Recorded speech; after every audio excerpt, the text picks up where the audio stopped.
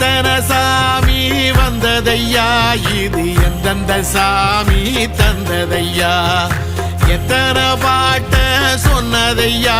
அத சுத்துற பூமி கண்டதையா, அடிச்சு வீசும் காத்துலையும் அந்த தகப்பனாச